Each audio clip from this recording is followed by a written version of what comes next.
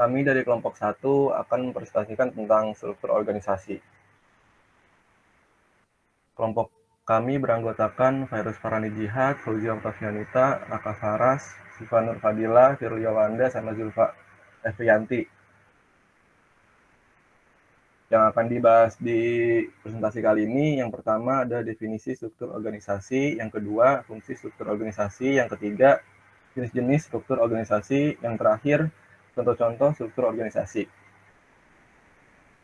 Selanjutnya akan dibacakan oleh teman saya. Yang pertama ada definisi struktur organisasi. Next. Struktur organisasi adalah suatu susunan atau hubungan antara komponen bagian-bagian dan posisi dalam sebuah organisasi. Komponen-komponen yang ada dalam organisasi mempunyai ketergantungan, sehingga jika terdapat suatu komponen baik, maka akan berpengaruh kepada komponen yang lainnya, dan tentunya akan berpengaruh juga kepada organisasi tersebut. Struktur organisasi dapat menggambarkan secara jelas pemisahan kegiatan dari pekerjaan antara yang satu dengan kegiatan yang lainnya, dan juga bagaimana hubungan antara aktivitas dan fungsi dibatasi. Di dalam struktur organisasi yang baik harus dapat menjelaskan hubungan antara wewenang siapa yang melapor atau bertanggung jawab kepada siapa. Jadi terdapat suatu pertanggungjawaban yang akan dikerjakan.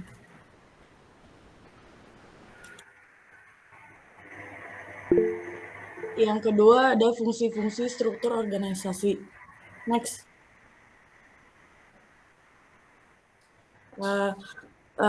Adapun beberapa hal yang membuat struktur organisasi dalam perusahaan kemudian menjadi sangat penting adalah karena adanya berbagai fungsi sebagai berikut. Yang pertama, memberikan kejelasan tanggung jawab. Masing-masing anggota dalam hierarki sebuah struktur organisasi dalam perusahaan memiliki tanggung jawab tentang tugas-tugas dan segala kewajiban yang harus mereka pertanggungjawabkan pada atasannya langsung yang telah memberikan wewenang terhadapnya. Yang kedua, menjelaskan kedudukan dan koordinasi masing-masing penyusun perusahaan. Seorang karyawan yang namanya tercantum dalam hierarki struktur organisasi sebuah perusahaan sebenarnya dapat lebih mempermudah dalam mengkoordinasikan kedudukan dan hubungannya dengan fungsi pekerjaan yang telah dipercayakan kepadanya. Yang ketiga, menjelaskan bagaimana jalur hubungan antara masing-masing hierarki. Dalam sebuah organisasi, sangat dibutuhkan kejelasan hubungan yang tergambar dalam hierarki atau jenjang struktur organisasi tersebut. Ini dibutuhkan untuk mengefektifkan jalur penyelesaian sebuah pekerjaan sehingga dapat memberikan keuntungan pada masing anggota struktur organisasi tersebut. Yang terakhir, memberikan uraian tugas yang dibebankan secara jelas. Setiap tugas atau deskripsi pekerjaan yang terdapat dalam sebuah struktur organisasi dan perusahaan tentunya akan sangat membantu semua pihak yang terkait di dalamnya, baik itu atasan maupun bawahannya dalam struktur organisasi tersebut. Dan yang ketiga yaitu ada jenis-jenis struktur organisasi pada perusahaan. Yang pertama itu ada struktur organisasi fungsional. Yang kedua ada struktur organisasi divisional, yang ketiga ada struktur organisasi lini, yang keempat ada struktur organisasi lini dan staf, yang kelima ada struktur organisasi matriks, dan yang keenam ada struktur organisasi komite atau proyek. Yang pertama yaitu struktur organisasi fungsional. Struktur organisasi fungsional ini adalah suatu organisasi yang dimana wewenang dari pimpinan tertinggi dilimpahkan kepada kepala bagian yang mempunyai jabatan fungsional. Jadi, struktur organisasi fungsional di sini merupakan jenis struktur organisasi yang paling umum digunakan dari sebuah organisasi atau perusahaan. Selain itu, pembagian kerja di dalam struktur organisasi fungsional dilakukan berdasarkan fungsi masing-masing manajemen, di antaranya seperti manajemen keuangan, pemasaran, sumber daya manusia, manajemen produksi, dan sebagainya. Kelebihan dari jenis struktur organisasi ini adalah dapat menekan biaya operasional perusahaan dan memudahkan tim manajerial untuk melakukan pengawasan dan evaluasi pada kinerja karyawan. Akan tetapi, di sisi lain, struktur organisasi fungsional juga memiliki kelemahan. Yang pertama yaitu Meski koordinasi baik, namun dalam hal komunikasi antara tim bisa dibilang cukup kesulitan. Yang kedua, anggota atau karyawan akan fokus pada pekerjaan yang mereka emban tanpa mengetahui beban tim lainnya. Dengan begitu, akan mengakibatkan terbengkalainya sebuah pekerjaan. Nah, yang kedua yaitu ada struktur organisasi divisional. Jenis struktur organisasi yang melakukan pengelompokan berdasarkan pada kesamaan produk seperti jasa, servis layanan, pasar, dan letak geografisnya. Struktur organisasi divisional ini diterapkan di perusahaan yang berskala menengah ke atas. Hal ini dikarenakan karena biaya operasional akan lebih tinggi jika dibandingkan dengan bentuk organisasi fungsional lainnya.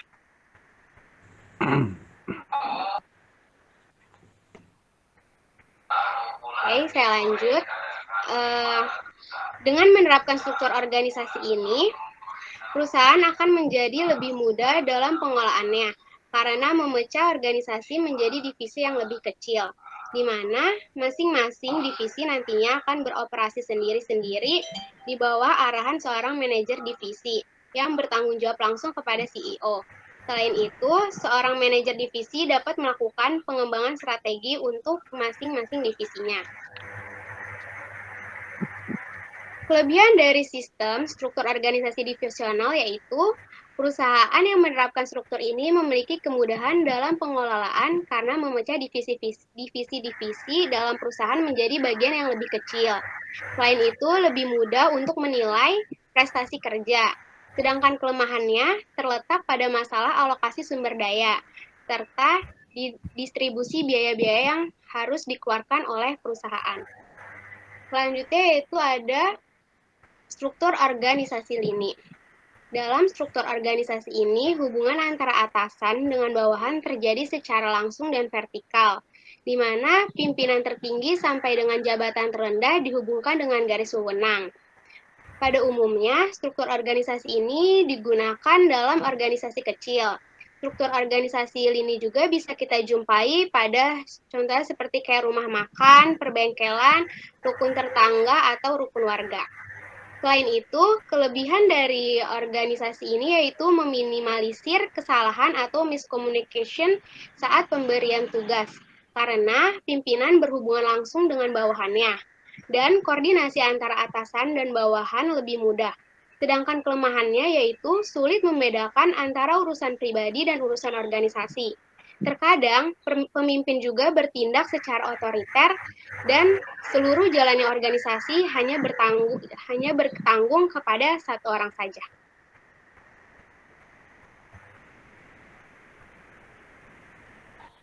Yang selanjutnya ada struktur organisasi lini dan staf. Penggabungan antara beberapa kombinasi dari struktur organisasi lini dengan asas komando akan tetapi tugas pimpinan dibantu oleh beberapa staf. Jenis struktur organisasi ini memiliki ciri-ciri yang pertama, hanya ada satu pimpinan organisasi atau perusahaan yang dibantu oleh staf dan tidak terjadinya hubungan langsung antara pimpinan dan bawahan. Dalam penerapannya, struktur organisasi lini ini cocok untuk organisasi badan usaha atau perusahaan dengan skala yang cukup besar. Kelebihannya itu, keberadaan staf sebagai penasihat serta pemberi masukan kepada manajer atau pimpinan akan sangat berguna untuk pengambilan keputusan dalam suatu perusahaan. Terus selanjutnya ada jenis struktur organisasi matriks. Penggabungan antara struktur organisasi fungsional dengan struktur organisasi divisional dengan tujuan untuk saling melengkapi dan menutupi kekurangan-kekurangan yang terdapat pada kedua struktur organisasi tersebut. Penerapan struktur organisasi matrik ini biasanya digunakan oleh perusahaan yang berskala besar atau perusahaan-perusahaan multinasional. Selain itu, ada kelebihannya, yaitu dapat mengambil keputusan dengan mudah, namun struktur organisasi ini pun memiliki kelemahan, yaitu strukturnya sangat rumit dan memungkinkan timbulnya dualisme kepemimpinan. Yang terakhir ada komite atau proyek. Dalam struktur organisasi ini, setiap tugas kepemimpinan dan tugas-tugas lainnya harus dilaksanakan dan dipertanggungjawabkan secara kolektif oleh sekelompok pejabat yang berupa dewan atau komite. Maksudnya itu, tugas kepemimpinan dan tugas khusus lainnya wajib terlaksana dan yang bertanggung jawab secara keseluruhan diberikan kepada sekelompok pejabat yang berupa dewan atau pimpinan komite. Kelebihan dari organisasi ini, struktur organisasi ini yaitu pengambilan keputusan dalam pengambilannya itu berlangsung dengan baik karena terjadi musyawarah antara pemegang saham maupun dewan. Namun ada kekurangannya itu kalau ada masalah sering terjadi penghindaran tanggung jawab karena keputusan tersebut yang dilakukan secara bersama.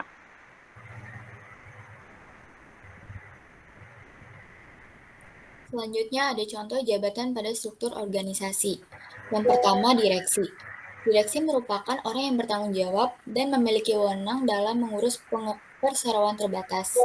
Jajaran direksi merupakan bagian yang penting. Posisinya berada di paling atas dari seluruh jabatan. Direksi juga harus bisa bertanggung jawab setiap keputusan perusahaan. Fungsi dari jajaran direksi adalah sebagai penentu arah perusahaan. Misalnya, bisnis apa yang akan dikembangkan dan jenis produk apa yang harus diproduksi. Direksi juga merupakan orang yang mengatur jadwal kegiatan perusahaan. Yang kedua ada manajer. Jabatan manajer adalah jabatan yang bertanggung jawab untuk mengintegrasikan macam-macam variabel dan karakteristik dari pegawainya dalam mencapai tujuan perusahaan. Tugas dari manajer adalah membuat pengarahan dan keputusan kebijakan supervisi dan mengembangkan potensi karyawan agar dapat memajukan perusahaan. Next. Yang ketiga ada divisi atau departemen. Bagian ini dipimpin oleh kepala divisi atau disebut juga kepala departemen yang memiliki tugas untuk memimpin bidang tugas dari departemennya. Ada berbagai departemen atau divisi yang ada di sebuah struktur organisasi. Perusahaan sesuai dengan karakteristik perusahaan yang diantaranya meliputi Departemen Pemasaran dan Penjualan, Departemen HRD dan GA, Departemen Produksi. Selanjutnya ada administrasi dan gudang. Jabatannya terdiri dari accounting, CMT, dan kasir. Tugasnya adalah mengatur keuangan perusahaan dan mencatat setiap pengeluaran dan pemasukan, bahkan mengurus hal-hal yang berhubungan dengan outsourcing. Selanjutnya, contoh-contoh struktur organisasi. Ini ada struktur organisasi mahasiswa. Pertama ada DPM, Dewan Perwakilan Mahasiswa, ada Ketua BEM, Departemen Khusus Jantera, Wakil Ketua, Tim Sekretaris, Tim Bendahara, Departemen PSDO, Departemen Pendidikan, Departemen Minat dan Bakat, Departemen Kerohanian, Departemen Sosial dan Politik, Departemen Lingkungan. Nah, untuk ini ada garis koordinasi. Garis koordinasi itu hanya untuk bisa koordinasi antara lini aja. Kalau yang garis komando bisa langsung memerintah ke bawahnya. Selanjutnya ada struktur organisasi perusahaan atau company. Yang pertama di direksi, yang kedua direktur utama, di bawahnya ada direktur keuangan, di bawahnya lagi ada direktur personalia, lalu ke direktur, di bawah lagi ada manajer-manajer, di bawah manajer ada divisi-divisi. Yang keempat ada struktur organisasi Karang Taruna. Pertama ada ketua, wakil ketua, bendahara, sekretaris, wakil bendahara, wakil sekretaris, sudah humas, kelompok usaha bersama, kelompok usaha dan kesejahteraan sosial, kerohanian, pembinaan mental, olahraga, lingkungan hidup, data dan informasi, dan anggota-anggotanya. Terus ada struktur organisasi pemerintah. Pertama ada Biro Tata Usaha dan Protokol, bagian administrasi umum dan kearsipan, di bawahnya ada subbagian administrasi umum, subbagian kearsipan, subbagian produksi dan pengadaan, lalu ada bagian dukungan administrasi menteri, ada subbagian dukungan menteri, subbagian administrasi menteri, subbagian administrasi staf ahli dan staf khusus menteri, lalu ada bagian dukungan administrasi sekjen, subbagian dukungan sekjen, subbagian administrasi sekjen, subbagian tata usaha biro, lalu ada bagian protokol, subbagian tamu pimpinan, subbagian kunjungan pimpinan, subbagian pelayanan keperotokan pimpinan. Terima kasih, sekian dari presentasi kami. Kurang lebih mohon maaf. Apabila ada pertanyaan, dipersilahkan. Silakan untuk kelompok 2 dan 7. 2 sampai 7 maksudnya.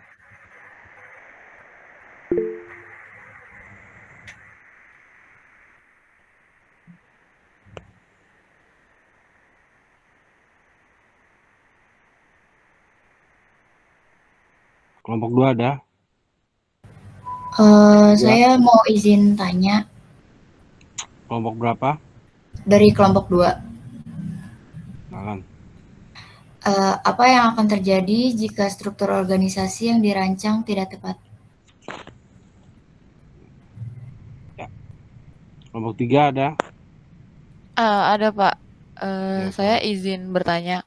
Tadi kan kelompok 1 mapari materi tentang itu ya, struktur organisasi. Nah, kira-kira kalau misalkan nih ada ataupun semisal ada badan lembaga atau organisasi yang nggak ada struktur organisasinya itu kira-kira gimana? Apakah mempengaruhi aktivitas organisasi tersebut, atau enggak? Makasih. kelompok 4. Saya Pak, Silakan. mengapa suatu organisasi atau perusahaan harus mempunyai struktur organisasi? Coba on cam dulu kamu, Regina. Ulangi pertanyaannya, nggak kedengeran. Sebentar Pak, kamera saya Kelompok 4. lagi. Kelompok 5 ada? Kelompok 5. Ada Pak. Ada Pak. On cam kalau nanya on cam. Silakan. Izin bertanya, keuntungan apa saja yang dapat diperoleh perusahaan jika memiliki sistem organisasi yang baik? Kelompok 6. Kelompok 6 ada? Kelompok 7. Kelompok 6 ada Pak. Ya, on cam.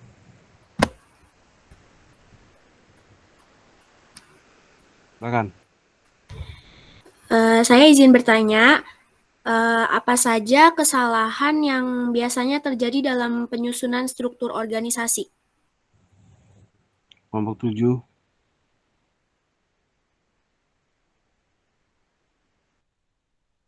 Kelompok 7 silakan.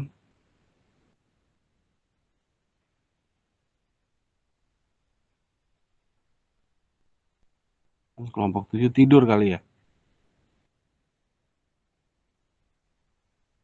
Baik, untuk kelompok 1 silakan didiskusikan ya. Nanti kalau udah siap silakan dijawab pertanyaan dari kelompok yang lain ya. Tinggal kelompok 7 yang belum ya.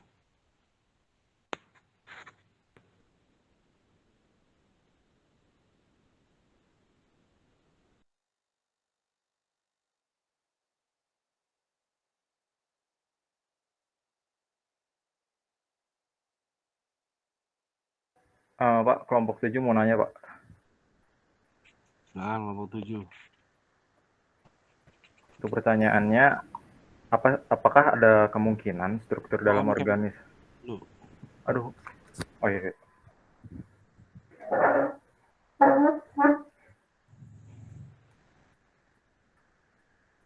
Ya, silakan.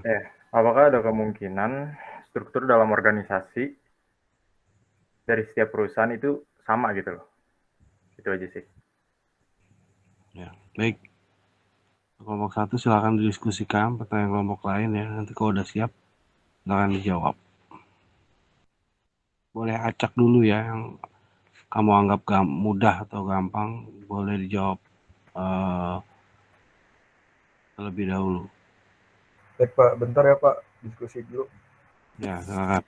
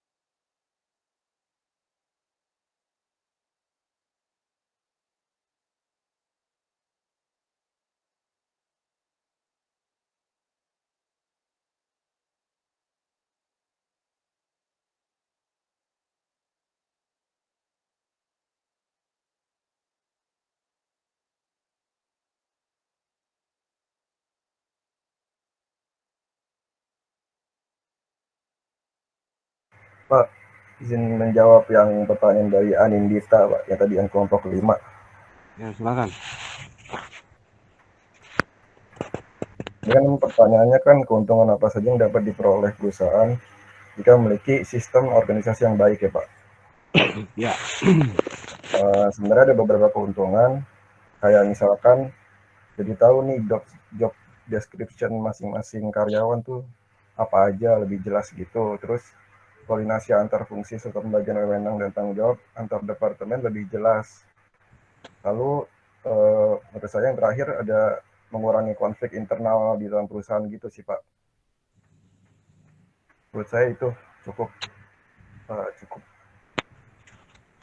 Jadi sebenarnya itu suatu keharusan atau tidak?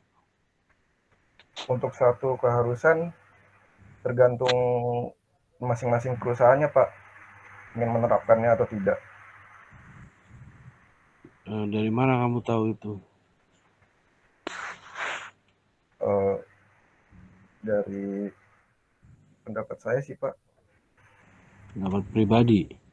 Iya, kalau keharusannya saya juga kurang tahu Pak, kalau harus atau enggak. Harus diriset lebih dalam lagi. Saya tanya sama kelompok 1, kalau perusahaan nggak ada strukturnya disebut perusahaan nggak? Yang penting ada gedung aja, ada direktur, ada yang punya gedung, perusahaan bukan? Saya mau mendirikan perusahaan ya, saya udah punya gedung, terus saya owner, saya ngelayani juga. Perusahaan bukan? Bukan Pak. Apa namanya itu? Nggak tahu ya itu apa namanya, mungkin apa jualan pribadi atau toko ya. Namanya ya, perusahaan itu strukturnya harus jelas. Ya Pak. Ya, ketika dia nanti sudah mulai melakukan job desk ya, nggak bisa hanya dipegang satu orang. Semua masing-masing tugas dan tanggung jawab masing-masing ya. Jadi memang kewajiban. Nah kalau baik berarti yang diuntungkan siapa itu? Perusahaan Pak tentunya. Ya, yang diuntungkan adalah ya perusahaan rekanan ya. Juga ada mungkin peraturan-peraturan yang mengharuskan itu ya, sehingga memang untuk syarat kepengurusan ABCD-nya lebih terarah kira-kira gitu. Ada lagi yang mau dijawab? Baru satu pertanyaan yang bisa. Bentar Pak, yang lain lagi didiskusi. Pak, saya mau jawab pertanyaan dari Aul. Pertanyaannya, apa yang akan terjadi jika struktur organisasi yang dirancang tidak tepat? Jadi jika struktur organisasi yang dirancang tidak tepat, maka kinerja organisasi tersebut tidak maksimal. Dampaknya yaitu tujuan organisasi tersebut akan sulit untuk dicapai. Misalnya apa itu? Yang tidak tepat itu apa? Bentar Pak. Tahu nggak kamu?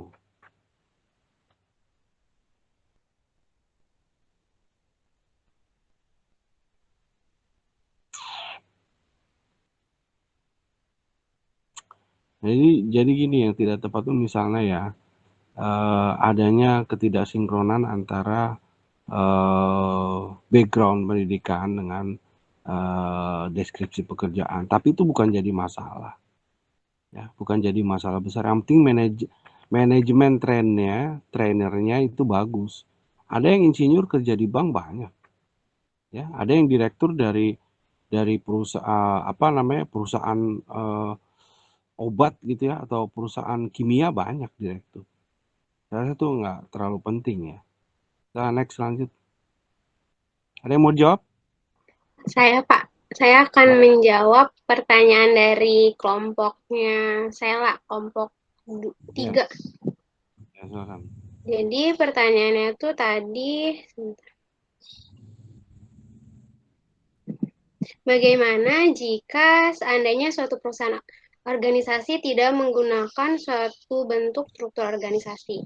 Tadi kan udah dijelaskan bahwa maksudnya struktur organisasi itu secara jelas mampu memisahkan tanggung jawab dan wewenang anggotanya.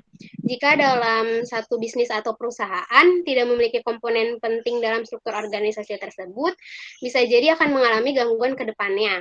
Salah satunya dalam hal alur, manajemen, dan pengelolaan. Jadi, jika suatu organisasi atau perusahaan tidak memiliki struktur, maka suatu organisasi tidak akan termanage dengan sempurna. Karena struktur memegang peran penting bagi kelancaran aktivitas dalam perusahaan, baik yang berskala kecil maupun yang berskala besar. Ya, tadi udah dijawab ya. Udah saya tegaskan juga ya. Struktur itu memang penting. Kalau kita sendiri itu bukan perusahaan. Jadi memang antara nanti tanggung jawab dan juga wewenangnya harus jelas. Jangan sampai misalnya satpam ikut-ikutan ngomongin keuangan gitu ya. Nah, ini nggak pantas. Satpam ya tugasnya keamanan gitu ya. Dan juga misalnya orang produksi ikut-ikut bikin kebijakan. Nah, ini nggak pantas. Ya, dia itu tugasnya adalah memproduksi produk ya. Bukan ngomongin keuangan. Keuangan itu back office di belakang kantor. Jadi harus struktur dengan baik. Lanjut. Saya akan menjawab pertanyaan dari Regina. Mengapa suatu organisasi atau perusahaan harus mempunyai struktur organisasi? Struktur organisasi dibuat agar aktivitas atau pekerjaan yang dilakukan secara teratur dan tujuan perusahaan bisa tercapai. Aktivitas yang dimaksud bisa berupa peraturan, peran, dan tanggung jawab. Struktur organisasi juga menggambarkan alur informasi antar departemen atau jabatan dalam perusahaan. Ya, hampir sama ya. Lanjut.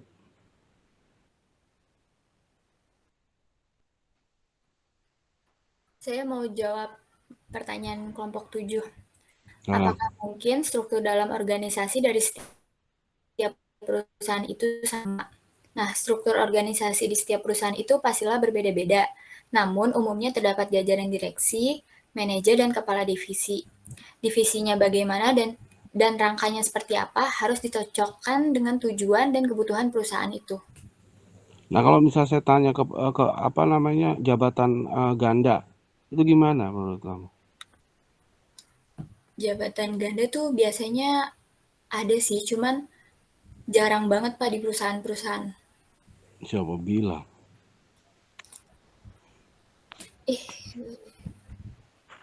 Misalnya suatu direktur di perusahaan BUMN, dia punya anak perusahaan dari BUMN tersebut ya, dibikin portofolio, dia juga sebagai kepala pemilik atau owners dari anak perusahaan tersebut, menjabat direktur lagi, lalu dia bikin jadi kepala cabang di A, di B, di anak perusahaannya lagi. Nah, itu ada ya yang begitu. Kalau kita telusuri ada ya. Jadi jabatan rangkap atau jabatan ganda itu atau dualisme jabatan itu ada ya. Tapi ya dengan konsekuensi ya gimana, saya juga bingung ya. Konsekuensinya yang penting eksis lah gitu ya. Dan itu diperbolehkan, nggak ada masalah. Gitu ya. Tapi kalau misalnya orang ini kelewat pinter ya, itu bisa dimanfaatkan. Makanya harus ada koreksi. Gitu ya. Itu masukan. Habis ya?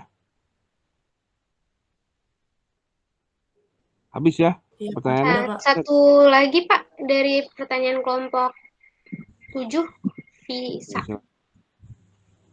Sebentar ya Pak. Oh, belum ya?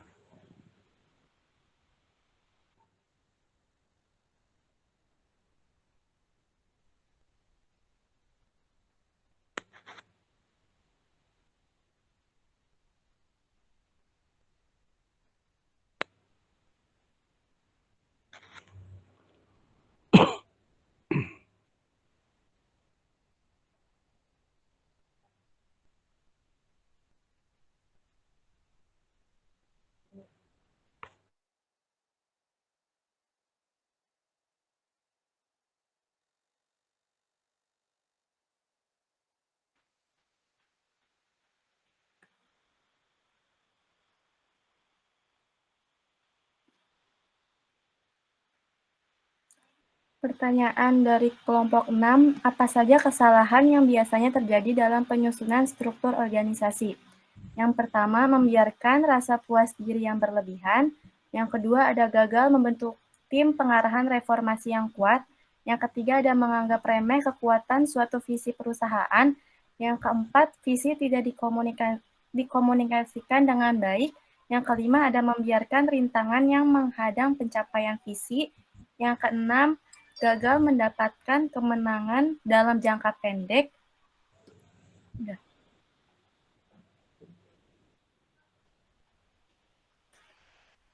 Sudah? Iya, sudah, Pak. Ya, seperti itu ya. Jadi banyak gap-gap yang terjadi ketika salah ya. Tapi saya rasa itu balik lagi ya ke sistem perusahaannya ya. Karena sistem perusahaan itu apa ya? Ada yang monoton, ada yang modern, ada yang moderat ya. Ada yang kontemporer. Tergantung pemiliknya juga gitu ya. Kita nggak bisa klasifikasi sama. Kalau dia sudah profesional ya dia menghadap seperti yang struktur yang ada di Indonesia gitu ya, kalau yang sudah profesional. Tapi banyak juga yang masih berantakan ya. Baik, sudah semua ya? Sudah, Pak. Pertanyaannya sudah dijawab semua, Pak. Baik, kalau sudah semua ya, saya rasa cukup. Kita lanjutkan nanti minggu depan ya di luring untuk kelompok 2 ya. Ya, saya rasa cukup untuk presentasi kita ya. Nanti untuk kasih reportnya saya kasih template yang lain ya. Saya kasih info lagi nanti untuk penyerahan hasil presentasi kelompoknya ya. Jadi hasilnya nanti ada hasilnya report ya nanti. Template-nya nanti diisi, nanti saya infokan ke ketua kelas nanti di minggu terakhir biasanya. Baik, sekian ya. Selamat siang semua. Wassalamualaikum warahmatullahi wabarakatuh. Waalaikumsalam warahmatullahi wabarakatuh. Terima kasih, Pak. Terima kasih, Terima kasih, Pak.